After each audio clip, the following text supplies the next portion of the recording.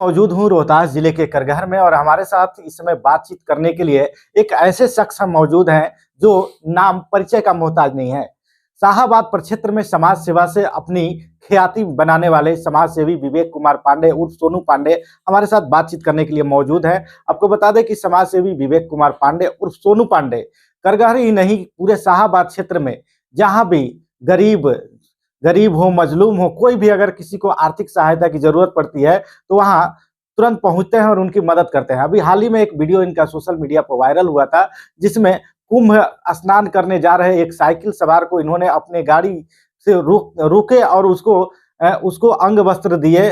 उसके बाद उसको कुछ अपने स्तर से उन्होंने कुछ धन भी दिया, जिसके बाद वो उनसे लिपट कर रोने लगा और काफ़ी मार्मिक वीडियो देखने को मिली। इसी सिलसिले में हमारे साथ बात करेंगे कि आखिर अचानक इस युवा युवा वर्ग में है और अचानक समाज सेवा करने की कहाँ से आपको उम्मीद जगी?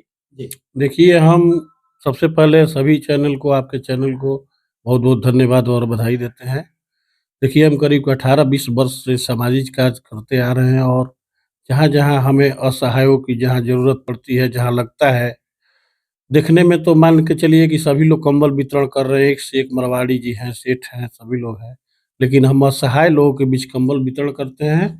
हम माननीय मंत्री श्रवण कुमार जी का भोज था, उससे हम रिटर्न होके आ रहे थे और रास्ते में हमें एक साइकिल सवार करीब 8:30 बजे रात्रि को दिखाई दिए, तो हम शीशा से देखे तो हल्का उस पे कुछ बोर्ड वोर्ड लगा था, तो हम गाड़ी रोक दिए। तो देखी कि वो ठंड से ठिठुर रहा है, तो रुकवाए हम और उनसे बात करने लगे। तो बताए कि हम बेगूसराय से कुंभ यात्रा के लिए निकल पड़े हैं।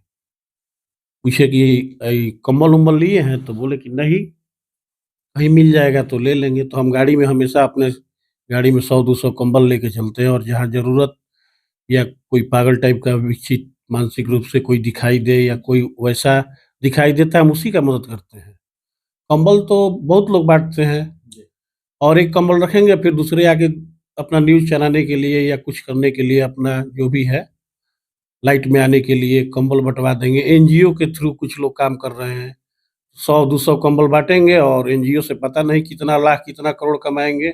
ना ही मेरा एनजीओ है, ना ही हम किसी पार्टी से जुड़े हुए हैं। हम एक सामाजिक कार्यकर्ता हैं और समाज सेवा करना ही मेरा धर्म है।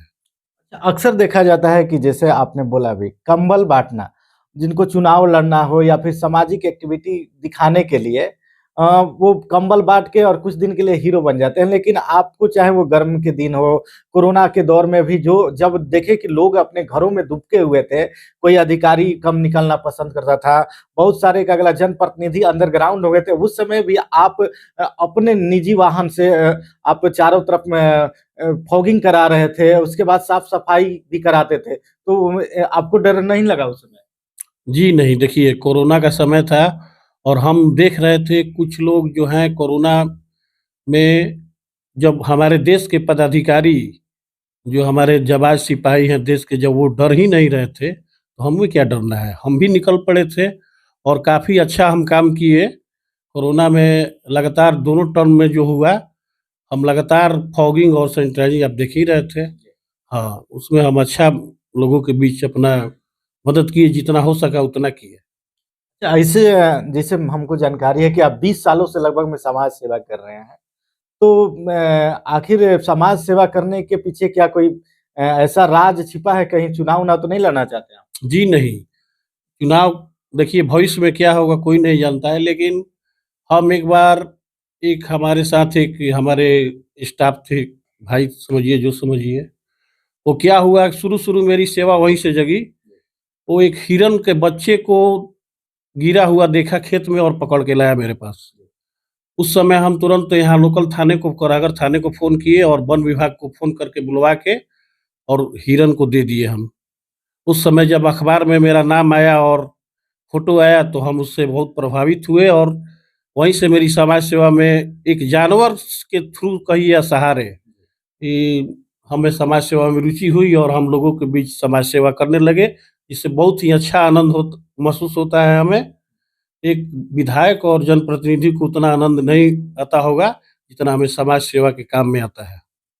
अच्छा आप समाज सेवा के अब अलावे अभी तक आपको देखा जाता है कि राजनीतिक भूमिका में अभी तक नहीं आए, क्योंकि कई पार्टी से आपको ऑफर भी आया, तो आखिर आपको जुड़ के राजनीतिक में भी जाना चाहिए। देखिए, राजनीति में आना अभी हम कुछ नहीं कहेंगे, लेकिन समय आएगा और ऐसा हमें एहसास होगा कि अब हमें आ जाना चाहिए, तो हम कोशिश करेंगे, लेकिन हमें राजनीति में अभी आने का कोई विचार अपने दिल से नहीं है। भविष्य में क्या होगा ये कोई नहीं जानता है।